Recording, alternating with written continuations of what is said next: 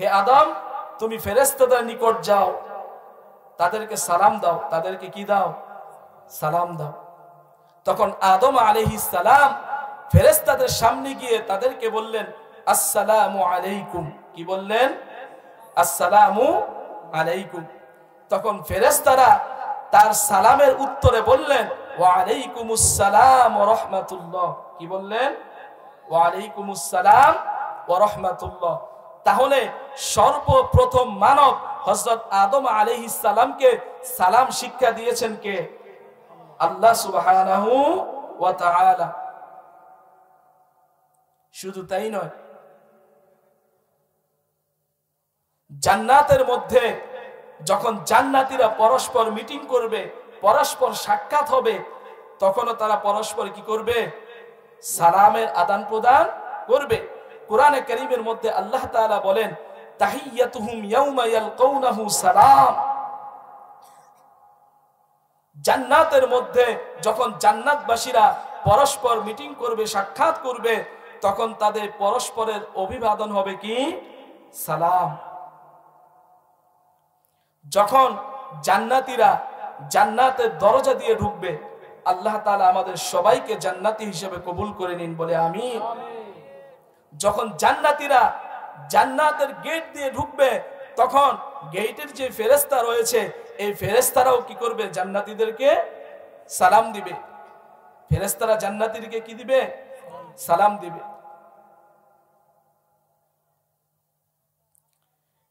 এরপরে যখন জান্নাতীরা যখন জান্নাতে প্রবেশ করবে, প্রবেশ করার পরে আল্লাহ তাআলাও তাদেরকে সালাম দিয়ে কি করবে?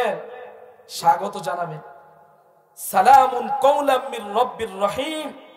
কোরআনে কারীমের ভাষা, সালামুন কওলাম মির রব্বির রহিম। আল্লাহ তাআলার পক্ষ থেকে কি বলা হবে? জান্নাতীদেরকে সালাম বলা হবে।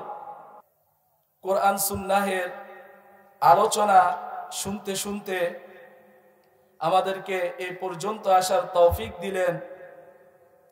এই জন্য মন খুলে, হৃদয় উজাড় করে মাওলা পাকের দরবারে শুকরিয়া আদায় করি, আলহামদুলিল্লাহ।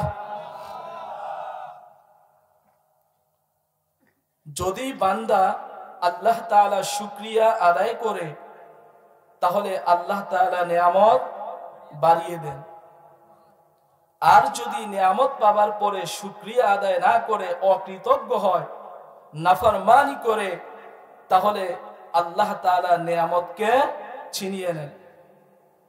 এই জন্য আমাদেরকে এত সুন্দর একটি মাহফিলে, জান্নাতের বাগানে আমাদেরকে আল্লাহ রব্বুল আলামিন বসার তৌফিক দিয়েছেন এবং কাউকে কিছু বলার তৌফিক দিয়েছেন। এই জন্য বেশি বেশি শুকরিয়া আদায় করতে হবে কার? আল্লাহ তাআলা। আল্লাহ তাআলা কোরআনে কারীমের মধ্যে ইরশাদ করেন, লাইন শাকারতুম লাযীদান্নাকুম ওয়া লাইন কাফারতুম ইন্না আযাবী লাশাদীদ। আল্লাহ তাআলা বলেন, লাইন শাকারতুম, যদি তোমরা আমার নিয়ামত পাবার পরে শুকরিয়া আদায় করো, কৃতজ্ঞতা আদায় করো, লাযীদান্নাকুম, আমি আল্লাহ সুবহানাহু ওয়া তাআলা অবশ্যই অবশ্যই তোমাদের নিয়ামতকে বৃদ্ধি করে দেব। বলি সুবহানাল্লাহ। এখানে আল্লাহ তাআলা বলেছেন নিয়ামতকে বৃদ্ধি করে দেবেন, কিন্তু কোন ধরনের নিয়ামতকে বৃদ্ধি করবেন সেটা উল্লেখ করেননি। তাফসীরের কিতাবে মুফাসসিরিনে কেরাম বলে, যেহেতু আল্লাহ তাআলা এই জায়গায় বলেছেন আল্লাহ তাআলা নিয়ামতকে বাড়িয়ে দিবে, কিন্তু কোন নিয়ামতকে বাড়িয়ে দিবেন সেটা বলেন নাই, এর দ্বারা বোঝা যায় আসমানের নিচে জমিনের উপরে নিয়ামত বলতে যা কিছু হতে পারে, সর্বপ্রকার নিয়ামতকে বাড়িয়ে দেবে কে? আল্লাহ সুবহানাহু ওয়া তাআলা। ওয়ালাইন কাফারতুম ইন্না আযাবী লাশাদীদ।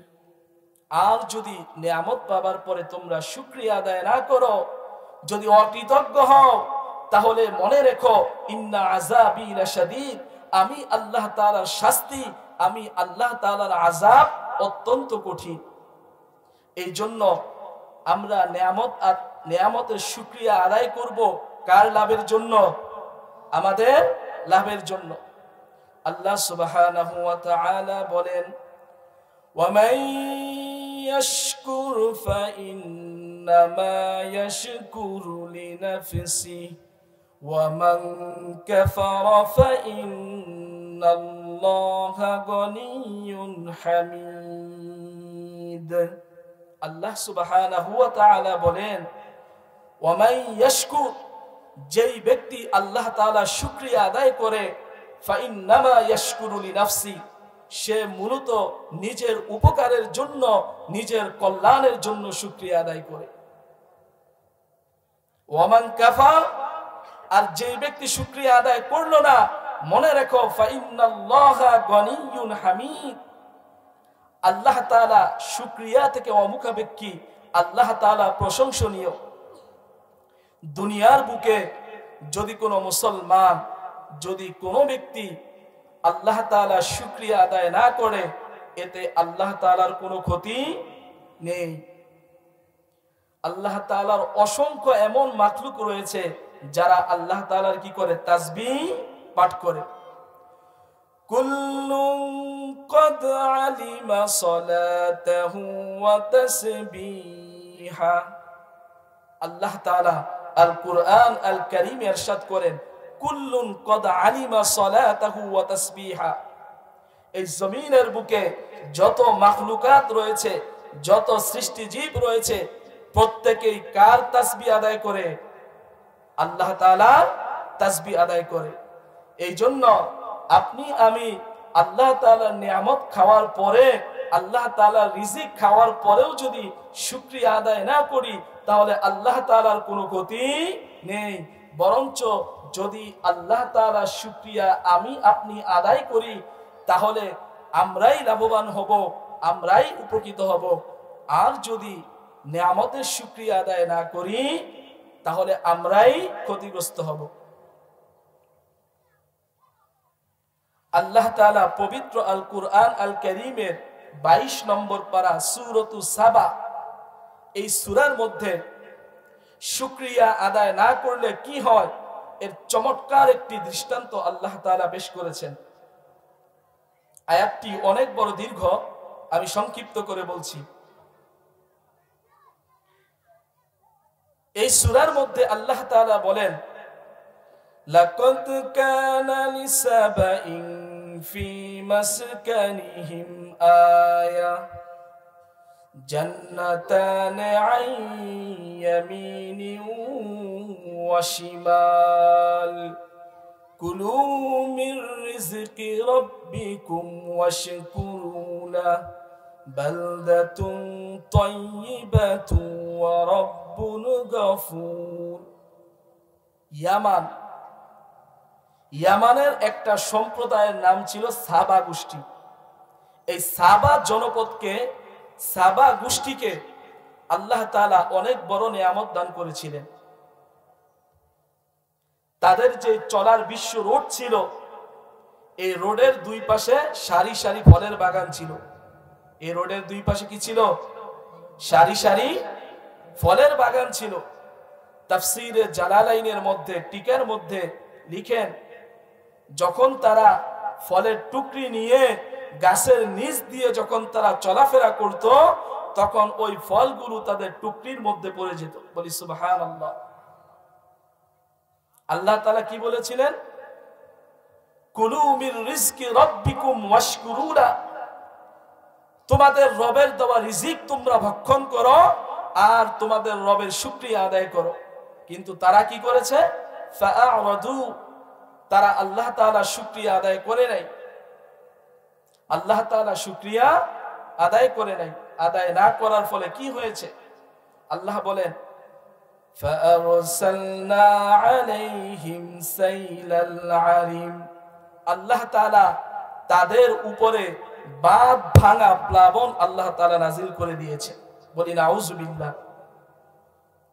এমন বড় বন্যা প্লাবন তাদেরকে দিয়ে দিয়েছেন আল্লাহ তাআলা। এই আয়াতের শেষে রয়েছে তাদের রাস্তার দুই পাশে যেই ফলের বাগানগুলো ছিল, যেই ফলের গাছগুলো ছিল, এই ফলের গাছগুলো কিছু ঝাউ গাছ আর কিছু তিক্ত, কিছু টক বড়ই গাছে রূপান্তরিত করে দিয়েছেন কে? আল্লাহ তাআলা। কারণ কি? তারা শুকরিয়া আদায় করে নাই। কি করে নাই? শুকরিয়া আদায় করে নাই। এই জন্য নিয়ামত পাওয়ার পরে শুকরিয়া আদায় করতে হবে কার? আল্লাহ তাআলা। বুখারী শরীফের হাদিস। আমি আপনাদের সামনে যে কোনো ঘটনা বলি বা যাই কিছু বলি, বিতাওফিকিল্লাহ, আমি কোনো বানোয়াট ঘটনা বলবো না। হয়তো কোরআন থেকে বলবো, নতুবা সহিহ হাদিস থেকে বলার চেষ্টা করব। ওয়ামা তাওফিকি ইল্লা বিল্লাহ। বুখারী শরীফের একটি দীর্ঘ লম্বা হাদিস রয়েছে। ঘটনাটি আপনারা হয়তো শুনেছেন, কিন্তু ঘটনাটি কোন প্রেক্ষিতে তা হয়তো অনুধাবন করেননি। আগের জমানায় 3 ব্যক্তি ছিল। এক ব্যক্তি ছিল শ্বেতরোগওয়ালা, আরেক ব্যক্তি ছিল টাকওয়ালা, আরেক ব্যক্তি ছিল অন্ধ। তো আল্লাহ তাআলা এই 3 ব্যক্তিকে পরীক্ষা করতে চাইলেন। আল্লাহ তাআলা 3 ব্যক্তিকে কি করতে চাইলেন? পরীক্ষা করতে চাইলেন। ফলে একজন ফেরেশতাকে পাঠাইলেন। প্রথম ব্যক্তি কি? শ্বেতরোগ, শরীরে যে সাদা সাদা স্পট থাকে না, জায়গায় জায়গায় দাগ থাকে না, এটাকে কি বলে? শ্বেত রোগ। এই শ্বেত রোগওয়ালা ব্যক্তির কাছে ফেরেশতা গিয়ে জিজ্ঞেস করলো, আপনার সবচাইতে প্রিয় জিনিস কি? সে বলল, আমার কাছে সবচাইতে প্রিয় জিনিস হলো আল্লাহ তাআলা আমার গায়ের যে রং রয়েছে, আমার গায়ের যে বর্ণ রয়েছে, আল্লাহ তাআলা এটা চেঞ্জ করে দিন, আল্লাহ তাআলা পরিবর্তন করে দিন। কেন? এই রঙের কারণে মানুষ আমাকে ঘৃণা করে। এই কথা শোনার পরে ফেরেশতা তার শরীরে হাত বুলায় দিলেন। তার শরীর অটোমেটিকলি কি হয়ে গেল? শরীরের চামড়া সুন্দর হয়ে গেল। সুবহানাল্লাহ। এরপরে ফেরেশতা তাকে জিজ্ঞাসা করলো, তোমার নিকট সবচাইতে পছন্দনীয় সম্পদ কোনটি? সে বলল উট। সে বলল কি? উট। ফেরেশতা তাকে গর্ভবতী একটি উটনি দিলেন এবং বললেন, আল্লাহ তাআলা তোমাকে এই উটনির মধ্যে বরকত দান করবেন। সুবহানাল্লাহ। এরপরে ফেরেশতা দ্বিতীয় ব্যক্তির কাছে গেলেন। দ্বিতীয় ব্যক্তিকে টাকওয়ালা ব্যক্তি। টাকওয়ালা ব্যক্তির কাছে গিয়ে জিজ্ঞাসা করলেন, তোমার সবচাইতে প্রিয় বস্তু কি? সে বলল, আমি চাই আমার মাথায় যে টাক রয়েছে, এই টাক না থেকে আমার মাথায় চুল উঠে যাক। ফেরেশতা তার মাথায় হাত বুলিয়ে দিল। হাত বুলিয়ে দেওয়ার পরে তার মাথায় চুল গজিয়ে গেল। বলি সুবহানাল্লাহ। ফেরেশতা তাকে জিজ্ঞাসা করলেন, তোমার নিকট সবচাইতে পছন্দনীয় সম্পদ কোনটি? সে বলল গাভী। সে বলল কি? গরু। তখন ফেরেশতা তাকে একটি গর্ভবতী গাভী তাকে দান করলেন, তাকে দিলেন এবং বললেন, আল্লাহ তাআলা তোমাকে এই গাভীর মধ্যে বরকত দান করুন। এইবার গেল তৃতীয় নম্বর ব্যক্তির কাছে। মনে আসেনি? তৃতীয় নম্বর ব্যক্তিকে অন্ধ ব্যক্তি। অন্ধ ব্যক্তিকে যাওয়ার পরে তাকে জিজ্ঞাসা করলো, তোমার কাছে সবচাইতে প্রিয় জিনিস কি? সে বলল, আমার কাছে সবচাইতে প্রিয় জিনিস হলো যদি আমার চোখের দৃষ্টিশক্তি ফিরে আসতো। মানুষ আমাকে অন্ধ বলে, মানুষ আমাকে অবজ্ঞা করে, আমাকে তিরস্কার করে, যদি আমার চোখের আলো ফিরে আসতো তাহলে আমি অনেক খুশি হয়ে যেতাম। ফেরেশতা তার চোখে হাত বুলিয়ে দিলেন, তার চোখে দৃষ্টি ফিরে আসলো। বলি সুবহানাল্লাহ। ফেরেশতা গতানুগতিক ভাবে তাকে জিজ্ঞাসা করলেন, তোমার কাছে সবচাইতে পছন্দনীয় সম্পদ কোনটি? সে বলল বকরি। তখন ফেরেশতা তাকে গর্ভবতী একটি বকরি তাকে দিলেন এবং বললেন, আল্লাহ তাআলা তোমাকে বরকত দান করুন। প্রথম জনকে দিয়েছিলেন কি? গর্ভবতী উটনি। দ্বিতীয় ব্যক্তিকে দিয়েছিলেন কি? গাভী। তৃতীয় ব্যক্তিকে দিয়েছিলেন কি? গর্ভবতী বকরি, তাদের সম্পদের মধ্যে তাদের উট, তাদের গাভী, তাদের বকরি, এগুলোর মধ্যে আল্লাহ তাআলা অনেক বরকত দান করলেন। কিছুদিন পরে ওই একই ফেরেশতা আবার তিনজনের কাছে এসে উপস্থিত।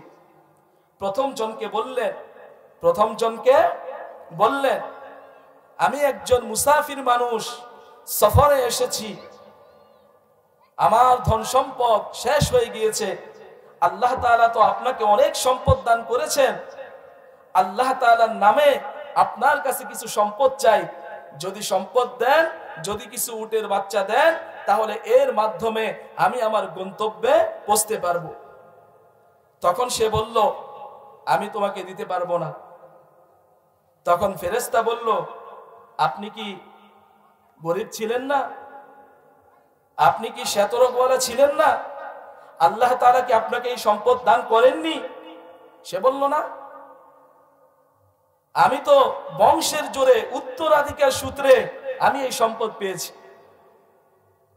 ফেরেশতা বলল, যদি তাই হয়ে থাকে তাহলে এর ফলাফল আল্লাহ তাআলা আপনাকে দান করবে। দ্বিতীয় ব্যক্তির কাছে আবার গেল, গাভীওয়ালা ব্যক্তির কাছে গিয়ে হুবহু তার নিকট চাইল, সেও দিতে অস্বীকৃতি জানালো। তৃতীয় ব্যক্তির কাছে, বকরিওয়ালার কাছে গেল। বকরিওয়ালার কাছে যাওয়ার পরে তার কাছে যখন চাইল, তখন সে বলল, হ্যাঁ, আমি অন্ধ ছিলাম, আল্লাহ তাআলা আমাকে চোখের দৃষ্টি শক্তি দান করেছেন, এবং এই যে আজকে সম্পদ দেখতেছেন, এই সম্পদ একমাত্র আল্লাহ তাআলা আমাকে দান করেছেন। আপনার যত কয়টা মনে চায়, যতটুকু মনে চায় আপনি নিয়ে যান। তখন ফেরেশতা বলল, তোমার সম্পদ তুমি নিজের কাছে রাখো, আমার কোনো সম্পদের দরকার নাই। আমি হলাম ফেরেশতা, আল্লাহ রাব্বুল আলামিন আমাকে পাঠিয়েছে তোমাদের তিন ব্যক্তির কাছে। প্রথম দুই ব্যক্তি পরীক্ষায় পাশ করতে পারে নাই, প্রথম দুই ব্যক্তির প্রতি আল্লাহ তাআলা অসন্তুষ্ট, আর তুমি তৃতীয় নম্বর ব্যক্তি পরীক্ষায় পাশ করেছো, আল্লাহ তাআলা তোমার প্রতি সন্তুষ্ট। বলি সুবহানাল্লাহ। তাহলে তৃতীয় নম্বর ব্যক্তি কি করেছে? আল্লাহ তাআলা শুকরিয়া আদায় করেছে, যার ফলে আল্লাহ তাআলা তার প্রতি কি হয়ে গিয়েছে? সন্তুষ্ট হয়ে গিয়েছে। এই জন্য মেরে ভাই ও দোস্ত বুজুর্গ, আল্লাহ সুবহানাহু ওয়া তাআলার বেশি বেশি কি করতে হবে? শুকরিয়া আদায় করতে হবে। আজকে শুকরিয়া কি আমরা ভুলে গেছি? সবাই মনে করি আমি আমার ক্ষমতা বলে পেয়েছি, আমি আমার কর্মদক্ষতার বলে পেয়েছি, আমি ওয়ারিস সূত্রে পেয়েছি, অমুক সূত্রে পেয়েছি, তমুক সূত্রে পেয়েছি। কিন্তু আল্লাহ সুবহানাহু ওয়া তাআলা আমাদেরকে যে নিয়ামত দান করেছেন, তার যে শুকরিয়া আদায় করতে হবে, সেটা আমরা কি করেছি? ভুলেই গিয়েছি। قال الإمام ابن قيم الجوزية الشكر لها ثلاثة أقسام। ইমাম ইবনু কাইয়িম আল-জাওজিয়া আরো 700 বছর আগের লোক, অনেক বিজ্ঞ আলেম ছিলেন। তিনি বলেন, মানুষ তিন ভাবে আল্লাহ তাআলা শুকরিয়া আদায় করতে পারে। বলেন কয় ভাবে? তিন ভাবে। আমরা সচরাচর যেটা জানি সেটা হলো এক ভাবে। আলোচনায় বলতেছি, নাম্বার 1, আশ-শুকরু বিল কলব, কলবের মাধ্যমে, হৃদয়ের মাধ্যমে, অন্তরের মাধ্যমে আল্লাহ তাআলা শুকরিয়া আদায় করা। আল্লাহ তাআলা যখন যেই হালাতে, যেই অবস্থায় রাখেন, কলবের মাধ্যমে আল্লাহ তাআলার কি করতে হবে? রাজি খুশি থাকার মাধ্যমে শুকরিয়া আদায় করতে হবে। নম্বর 2, আশ-শুকরু বিল লিসান, মুখের মাধ্যমে, জবানের মাধ্যমে আল্লাহ তাআলার কি করা? শুকরিয়া আদায় করা, যেটা সচরাচর আমরা সকলেই কি জানি। যেমন আল্লাহ তাআলা আমাকে কোনো নিয়ামত দান করলেন, আমি বললাম আলহামদুলিল্লাহ, আল্লাহ তাআলা আমাকে নিয়ামত কি করেছেন? দান করেছেন। এটা হলো কয় নম্বর? 2 নম্বর। নাম্বার 3, আশ-শুকরু বিল জাওয়ারিহ, আমার 3.5 হাত যে বডি রয়েছে, এই 3.5 হাত বডির মাধ্যমে, শরীরের অঙ্গ প্রত্যঙ্গের মাধ্যমে মাওলা পাকের কি করা? শুকরিয়া আদায় করা। এখন প্রশ্ন হলো, হুজুর, কলবের মাধ্যমে শুকরিয়া আদায় করে সেটা তো বুঝতে পারলাম, জবানের মাধ্যমে শুকরিয়া আদায় করে সেটাও তো বুঝতে পারলাম, কিন্তু অঙ্গ প্রত্যঙ্গের মাধ্যমে শুকরিয়া কিভাবে আদায় করে এটা তো বুঝতে পারলাম না। সেটা হলো এক কথায় আল্লাহ তাআলা আমাকে যে চোখ দান করেছেন ভালো জিনিস দেখার জন্য, এই চোখ দিয়ে যখন ভালো জিনিস দেখব, গুনাহের জিনিস দেখব না, তখন চোখের শুকরিয়া কি হবে? আদায় হবে। এই কান দিয়ে যখন ভালো জিনিস শুনবো, খারাপ কোনো জিনিস শুনবো না, তখন এই কানের শুকরিয়া আদায় হবে। এই মুখ দ্বারা যখন ভালো জিনিস বলবো, খারাপ কোনো জিনিস বলবো না, তখন মুখের শুকরিয়া আদায় হবে। হাত দ্বারা যখন ভালো জিনিসকে স্পর্শ করব, তখন হাতের শুকরিয়া আদায় হবে। পা দ্বারা যখন ভালো স্থানে যাব, ভালো জায়গায় যাব, তখন পায়ের শুকরিয়া কি হবে? আদায় হবে। বুঝেছেন? তো এটা হলো কি? অঙ্গ প্রত্যঙ্গের মাধ্যমে কি করা? শুকরিয়া আদায় করা। আল্লাহ সুবহানাহু ওয়া তাআলা আমাদেরকে শুকরিয়া আদায়ের যে তিনটি পদ্ধতি বলা হলো, এই প্রত্যেক প্রকারের মাধ্যমে আমাদেরকে শুকরিয়া আদায় করার তৌফিক দান করুন। সকলেই বলি আমিন। প্রিয় উপস্থিতি, আমি মূলত আপনাদের সামনে পবিত্র আল কোরআন আল কারীমের সূরাত ইখলাস তিলাওয়াত করেছি। এর তাফসীর আমি ইনশাআল্লাহ করব। এর আগে আমি কিছু প্রাসঙ্গিক আলোচনা করতেছি। সেটা হলো, একজন মুসলমান হিসেবে আমাদের বেসিক কিছু জ্ঞান আমাদের থাকা দরকার। সেটা কি? যদি কোনো মুসলমানকে জিজ্ঞাসা করি কেমন আছেন, বলে ইনশাআল্লাহ ভালো আছে। কি বলে? ইনশাআল্লাহ ভালো আছে। বলেন তো উত্তর হয়েছে কি হবে? আলহামদুলিল্লাহ ভালো আছি, আল্লাহ তাআলা ভালো রাখছেন। অতীতের বা বর্তমানের সম্পর্কে যদি প্রশ্ন করা হয়, তাহলে কি দিয়ে উত্তর দিতে হয়? আলহামদুলিল্লাহ। আপনি কেমন আছেন? আলহামদুলিল্লাহ আমি ভালো আছি। হাজী সাহেব আগামী রমজানে উমরা করতে যাবেন? আলহামদুলিল্লাহ যাব। উত্তর ঠিক আছে? কি হবে? ইনশাআল্লাহ। দেখবেন আমরা অনেকেই সচরাচর এই ছোটখাটো জিনিসগুলোতে আমরা কি করি? ভুল করি। এগুলো কিন্তু আমাদের জন্য অনেক লজ্জাজনক বিষয়। এই জন্য ভবিষ্যতে কোনো কাজ যদি আমি করতে চাই, কেউ যদি আমাকে জিজ্ঞাসা করে, তাহলে কি বলতে হবে? হ্যাঁ ইনশাআল্লাহ আগামী বছর আল্লাহ তাআলা যদি তৌফিক দান করে তাহলে উমরা করব।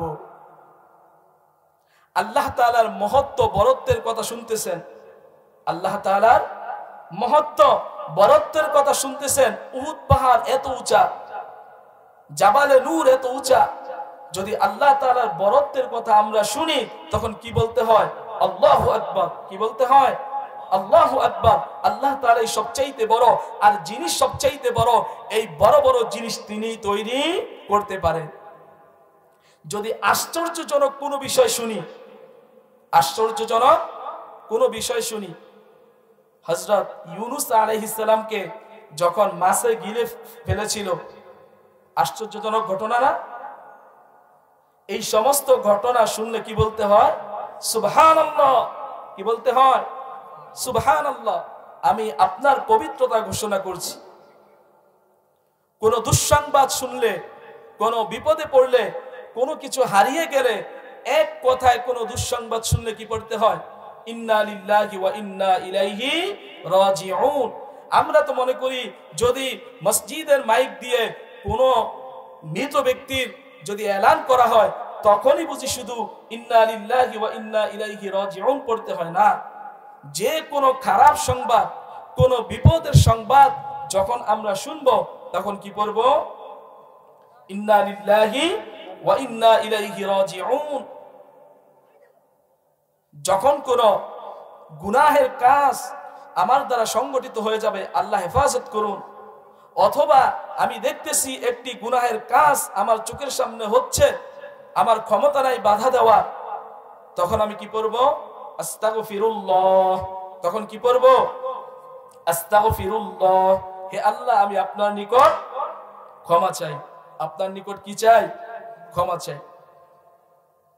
প্রিয় উপস্থিতি, এই সমস্ত জিনিস হলো ইসলামের সাধারণ বিষয়। কেউ কোনো উপকার করলো, উপকার করার পরে তাকে বললাম ধন্যবাদ, থ্যাংক ইউ, ঠিক আছে, এগুলো আপনি বলেন, ভাষা হিসেবে বলতে পারেন, কিন্তু এটা না বলে যদি আপনি বলতেন জাযাকুমুল্লাহু খাইরা, আল্লাহ তাআলা আপনাকে উত্তম বিনিময় দান করুন, তাহলে হাদিসের উপর আমল করার কারণে আপনার আমল নামায় সওয়াব লেখা হতো। এই জন্য কেউ যখন কোনো উপকার করবে, উপকার করার পরে তাকে প্রথমে কি বলতে হবে? জাযাকুমুল্লাহু খাইরা। এরপরে আপনি তাকে ধন্যবাদ অথবা থ্যাংক ইউ যা কিছু বলার আপনি বলতে পারেন। আল্লাহ সুবহানাহু ওয়া তাআলা আমাদেরকে ইসলামের এই বেসিক জিনিসগুলো শিখে সেগুলো আপন জায়গায় আমল করার তৌফিক দান করুন। সকলেই বলি আমিন। প্রিয় উপস্থিতি, আমি মাহফিলের শুরুতে আপনাদেরকে সালাম দিয়েছিলাম। কি দিয়েছিলাম? সালাম দিয়েছিলাম। অনেকেই সালামের উত্তর দিয়েছেন, আবার অনেকেই হয়তো দেননি। সালামের পটভূমি কি, সালামের ইতিহাস কি, সালামের ফজিলত কি, সংক্ষিপ্ত রূপে আমি বলবো, এরপরে আমি আমার মূল আলোচনায় চলে যাব। হযরত আবু হুরায়রা রাদিয়াল্লাহু তাআলা আনহু থেকে বর্ণিত, রাসূল কারীম বলেন, আল্লাহ সুবহানাহু ওয়া তাআলা যখন আদম আলাইহিস সালামকে সৃষ্টি করলেন, তখন বললেন, হে আদম, তুমি ফেরেশতাদের নিকট যাও, তাদেরকে সালাম দাও। তাদেরকে কি দাও? সালাম দাও। তখন আদম আলাইহিস সালাম ফেরেশতাদের সামনে গিয়ে তাদেরকে বললেন, আসসালামু আলাইকুম। কি বললেন? আসসালামু আলাইকুম। তখন ফেরেশতারা তার সালামের উত্তরে বললেন, ওয়া আলাইকুমুস সালাম ওয়া রাহমাতুল্লাহ। কি বললেন? ওয়া আলাইকুমুস সালাম ওয়া রাহমাতুল্লাহ। তাহলে সর্বপ্রথম মানব হযরত আদম আলাইহিস সালামকে সালাম শিক্ষা দিয়েছেন কে? আল্লাহ সুবহানাহু ওয়া তাআলা। শুধু তাই নয়, জান্নাতের মধ্যে যখন জান্নাতীরা পরস্পর মিটিং করবে, পরস্পর সাক্ষাৎ হবে, তখনও তারা পরস্পর কি করবে? সালামের আদান প্রদান করবে। কোরআনে কারীমের মধ্যে আল্লাহ তাআলা বলেন, তাহিয়াতুহুম ইয়াউমা ইয়ালকাউনাহু সালাম। জান্নাতের মধ্যে যখন জান্নাতবাসীরা পরস্পর মিটিং করবে, সাক্ষাৎ করবে, তখন তাদের পরস্পরের অভিবাদন হবে কি? সালাম। যখন জান্নাতীরা জান্নাতের দরজা দিয়ে ঢুকবে, আল্লাহ তাআলা আমাদের সবাইকে জান্নাতি হিসেবে কবুল করে নিন, বলে আমিন। যখন জান্নাতীরা জান্নাতের গেট দিয়ে ঢুকবে, তখন গেটের যে ফেরেশতা রয়েছে, এই ফেরেশতারাও কি করবে? জান্নাতীদেরকে সালাম দিবে। ফেরেশতারা জান্নাতীদেরকে কি দিবে? সালাম দিবে। এরপরে যখন জান্নাতীরা যখন জান্নাতে প্রবেশ করবে, প্রবেশ করার পরে আল্লাহ তাআলাও তাদেরকে সালাম দিয়ে কি করবে? স্বাগত জানাবে। সালামুন কওলাম মির রব্বির রহিম। কোরআনে কারীমের ভাষা, সালামুন কওলাম মির রব্বির রহিম। আল্লাহ তাআলার পক্ষ থেকে কি বলা হবে? জান্নাতীদেরকে সালাম বলা হবে। প্রিয় উপস্থিতি, এই জন্য আমাদের সমাজে সালামের ব্যাপক প্রসার, ব্যাপক প্রচলন কি করতে হবে? ঘটাতে হবে। নবী করিম সাল্লাল্লাহু আলাইহি ওয়াসাল্লাম বলেন, যেই ব্যক্তি আগে সালাম দেয় সেই ব্যক্তি অহংকার মুক্ত। সেই ব্যক্তি অহংকার মুক্ত। আল বাদিউ বিস সালাম বারিউম মিনাল কিবর। যেই ব্যক্তি সর্বাগ্যে সালাম দেয়, আগে আগে সালাম দেয়, সে অহংকার থেকে মুক্ত থাকে। বলি সুবহানাল্লাহ। নবী করিম সাল্লাল্লাহু আলাইহি ওয়াসাল্লাম বলেন, আল্লাহ তাআলার নিকট সবচাইতে উত্তম, সবচাইতে শ্রেষ্ঠ ব্যক্তি হলো যে আগে আগে সালাম দেয়। ইন্না আউলান নাসি বিল্লাহ মান বাদাআ বিস সালাম। আল্লাহ তাআলার নিকট সবচাইতে প্রিয় ব্যক্তি হলো ওই ব্যক্তি যে আগে আগে কি দেয়? সালাম দেয়। হাদিসের মধ্যে নবী করিম সাল্লাল্লাহু আলাইহি সাল্লাম বলেন, চারটি আমল করবা। কয়টা? চারটি আমল করো আর নিরাপদে কি করো? জান্নাতে প্রবেশ করো। আমলগুলো কি? এক নাম্বার, ইয়া আইয়ুহান নাস আফশুস সালাম ওয়া আত'ইমুত তাআম ওয়াসিলুল আরহাম ওয়াসাল্লু বিল-লাইলি ওয়ান-নাসু নিয়াম তাদখুলু আল-জান্নাতা বিসালাম। কয়টা আমল করতে হবে? চারটা। আল্লাহর রাসূল বলে, ইয়া আইয়ুহান নাস, হে লোক সকল, চারটি আমল করো। এক নম্বর, আফশুস সালাম, পরস্পরের মধ্যে সালামের ব্যাপক প্রসার প্রচলন ঘটাও। নাম্বার 2, ওয়া আত'ইমুত তাআম, একে অপরকে পরস্পরকে কি করো? খাবার খাওয়াও। নাম্বার 3, ওয়াসাল্লু বিল-লাইল ওয়ান-নাসু নিয়াম, মানুষ যখন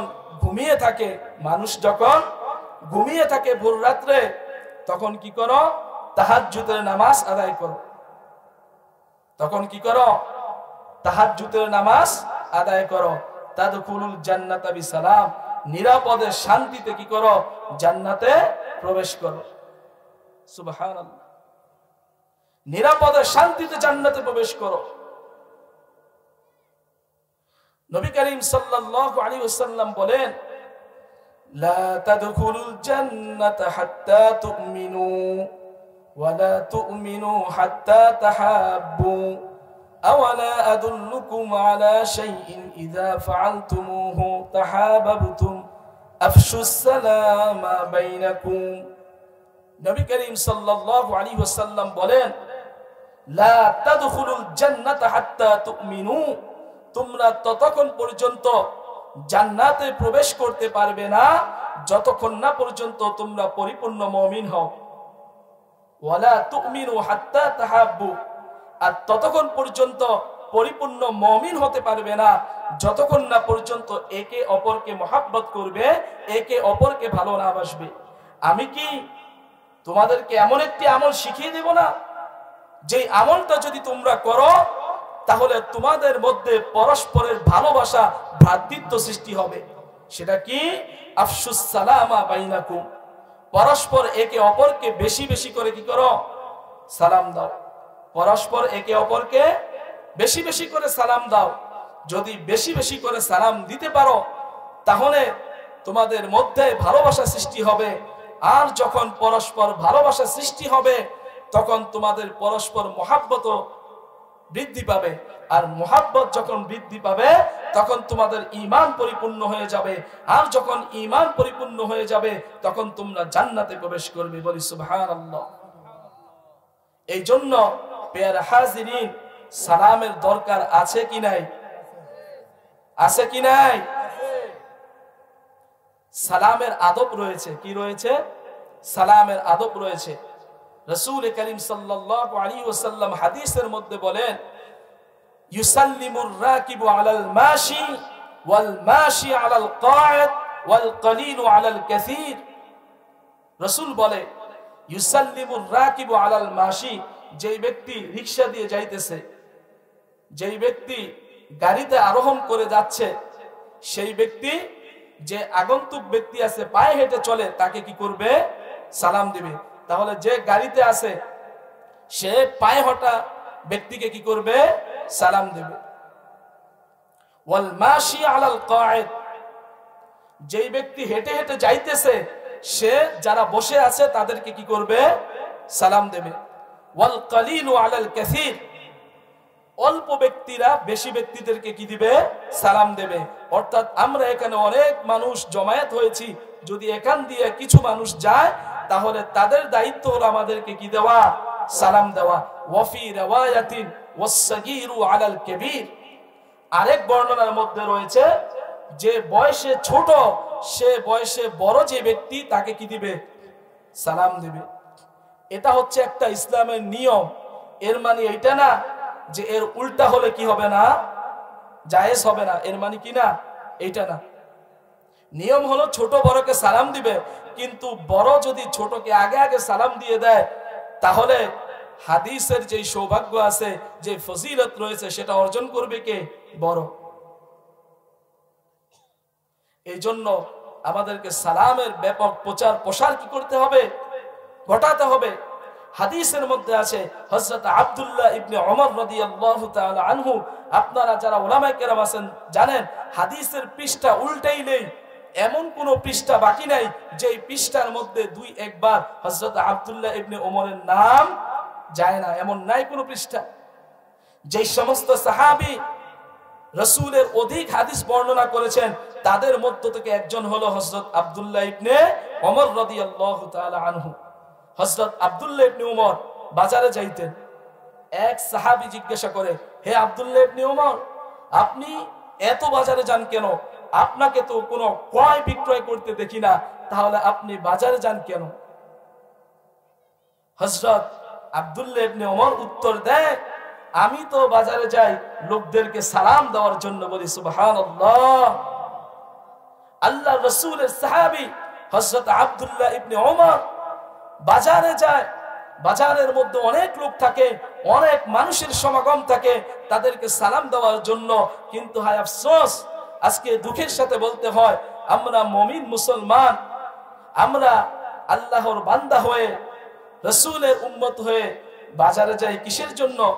কেউ তো যায় নিজের প্রয়োজন পূরণ করার জন্য, কিন্তু কেউ যায় টিভি দেখার জন্য, কেউ যায় সমালোচনার জন্য, কেউ যায় গীবত করার জন্য। কিন্তু আল্লাহ রাসূলের সাহাবীর আদর্শ ছিল, সে বাজারে যাইতো কিসের জন্য? সালাম দেওয়ার জন্য। কত সুন্দর দেখেন, সালামের মধ্যে রয়েছে তিনটি দোয়া। কয়টি দোয়া? তিনটি দোয়া। আসসালামু আলাইকুম, তোমার উপর শান্তি বর্ষিত হোক। ওয়া রাহমাতুল্লাহ, দুই নাম্বার, আল্লাহ তাআলার রহমত বর্ষিত হোক। ওয়া বারাকাতু, তিন নম্বর, তোমার উপর আল্লাহ তাআলার বরকত বর্ষিত হোক। বলি সুবহানাল্লাহ। এখন আপনি চিন্তা করেন, একটা সালামের মধ্যে যদি তিনটা দোয়া থাকে, তাহলে আপনার আর কোনো কিছু লাগে? কিন্তু অন্যগুলো দেখেন, আজকে যদি পরস্পর যুবক যুবকের সাথে দেখা হয়, বলে হাই মামা, hello, how are you, what's your name, এগুলো বলে, অথচ সালাম মুখ দিয়ে আসে না। নিজের ঘরে প্রবেশ করেছে, পিতাকে লজ্জায় সালাম দেয় না, নিজের মাকে লজ্জায় সালাম দেয় না, নিজের শ্বশুর শাশুড়িকে, ভাইকে, আত্মীয় স্বজনকে, পরিচিতদেরকে লজ্জায় কি দেয় না? সালাম দেয় না। প্রিয় উপস্থিতি, যদি বুঝে থাকেন আমার কথা, সালামের মধ্যে রয়েছে অনুপম তিনটি দোয়া। আসসালামু আলাইকুম, তোমার উপর আল্লাহ তাআলা শান্তি বর্ষিত হোক। ওয়া রাহমাতুল্লাহ, রহমত বর্ষিত হোক। ওয়া বারাকাতু, বরকত বর্ষিত হোক। এই তিনটি দোয়া আপনি কি আপনার বাবার জন্য করতে চান না? মায়ের জন্য করতে চান না? ভাইয়ের জন্য করতে চান না? তাহলে লজ্জা কিসের মুসলমান?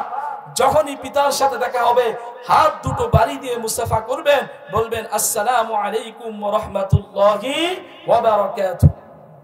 যখনই বাড়িতে যাবেন, যখনই মায়ের সঙ্গে দেখা হবে, তখনই মাকে কি করবেন? সালাম দিবেন।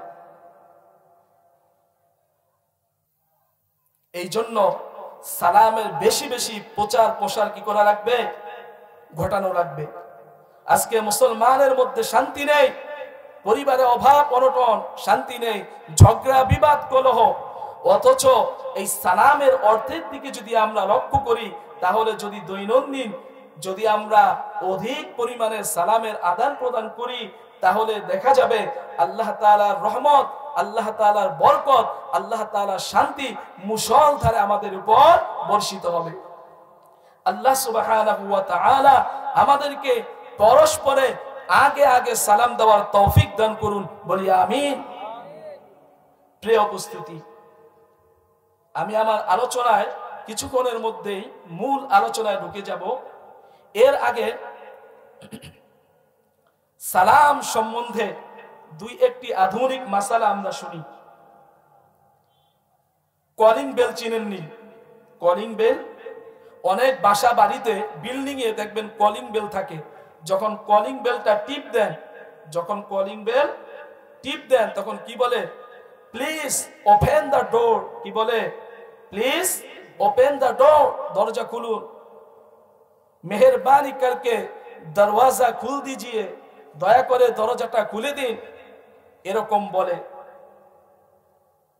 আবার কোন কোন ভাষার মধ্যে কি থাকে? আসসালামু আলাইকুম ওয়া রাহমাতুল্লাহি ওয়া বারাকাতুহু। কলিং বেলের মধ্যে কি থাকে? সালাম থাকে। এই সালামের জবাব দেওয়া লাগবে কিনা? সালাম থাকে না? আপনি কলিং বেল সুইচ টিপ দিয়েছেন, কলিং বেলের সুইচ বলবে আসসালামু আলাইকুম ওয়া রাহমাতুল্লাহি ওয়া বারাকাতুহু। এই সালামের জবাব কি করা লাগবে না? দেয়া লাগবে না। সরাসরি যেটা লাইভ সম্প্রচার, যেমন এখন আমি আপনাদের সামনে কথা বলছি, এখন যদি আমি আপনাদেরকে সালাম দেই, সেই সালামের জবাব কি করা লাগবে? দেয়া লাগবে। টেলিভিশন রেডিওতে যে লাইভ অনুষ্ঠান হয়, লাইভ খবর সম্প্রচারিত হয়, এই সমস্ত অনুষ্ঠানের মধ্যে যদি সালাম দেওয়া হয়, সেই সালামের কি দিতে হয়? উত্তর দিতে হয়। কিন্তু অডিও ভিডিও যেটা রেকর্ড করা থাকে, যেটা কি করা থাকে? রেকর্ড করা থাকে। যেমন আজকে বয়ান রেকর্ড হচ্ছে না, এই বয়ানটা যদি কেউ শুনে আর ওই বয়ানের মধ্যে যদি পায় যে আসসালামু আলাইকুম ওয়া রাহমাতুল্লাহি ওয়া বারাকাতুহু, তাহলে এই সালামের উত্তর দেওয়া জরুরি না। এই সালামের কি দেওয়া লাগবে না? উত্তর দেয়া লাগবে না। এখন আসেন, মোবাইলে সালাম দেয় কিনা? ফোন করার পরে সালাম দেয় না? এই সালামের কি দিতে হবে? অবশ্যই অবশ্যই এই সালামের জবাব দিতে হবে। ফেসবুকের মধ্যে, মেসেঞ্জার, হোয়াটসঅ্যাপ, ইমো ইত্যাদির মধ্যে যে ভয়েসের মাধ্যমে সালাম পাঠানো হয় অথবা মেসেজের মাধ্যমে যে সালাম পাঠানো হয়, এই সালামের কি দিতে হবে? মৌখিক অথবা লিখিত উত্তর দেওয়া জরুরি। এই সালামের কি দিতে হবে? মৌখিক অথবা লিখিত কি দিতে হবে? উত্তর দিতে হবে। মোবাইলের মাধ্যমে অথবা ফোন করেও আপনি জবাব দিতে পারবেন।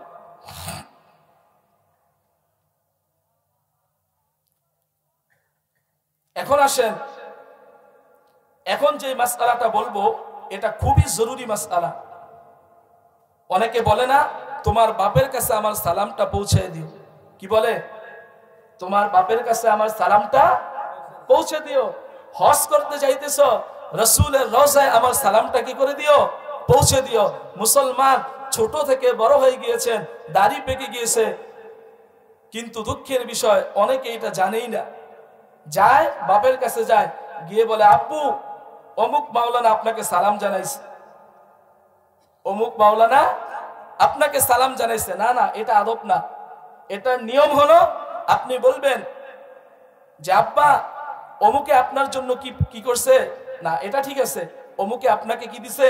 সালাম দিছে। এখন কথা হলো সালামের উত্তরটা আপনি কিভাবে দিবেন? সালামের উত্তরটা কিভাবে দিবেন, এটা হলো গুরুত্বপূর্ণ বিষয়। তো যখন বললেন অমুক মাওলানা আপনাকে সালাম পৌঁছিয়েছে, তখন পিতা কি বলে? আচ্ছা ঠিক আছে, ঠিক আছে। কি বলে? ঠিক আছে। না, ঠিক আছে বললে সালামের উত্তর কি হবে না? আদায় হবে না। বলতে হবে ওয়া আলাইকা ওয়া আলাইহিস সালাম। কি বলতে হবে? ওয়া আলাইকা ওয়া আলাইহিস সালাম। তোমার উপরে এবং তোমার কাছে আমার নিকট যে সালাম পাঠিয়েছে, তোমাদের দুইজনের উপরে কি হোক? আল্লাহ তাআলা শান্তি বর্ষিত হোক। বুঝে আসছে? তো কেউ যদি বলে অমুকে আপনাকে সালাম পাঠাইছে, এই সালামের উত্তর আমরা কিভাবে দেব? ওয়া আলাইকা ওয়া আলাইহিস সালাম। আপনার উপরে এবং যে আপনার কাছে সালাম পাঠিয়েছে, উভয় জনের উপরে আল্লাহ তাআলা শান্তি বর্ষিত হোক। এই জন্য অবশ্যই আমাদেরকে সালামের প্রচার প্রসার কি করতে হবে? অবশ্যই আমাদেরকে ঘটাতে হবে।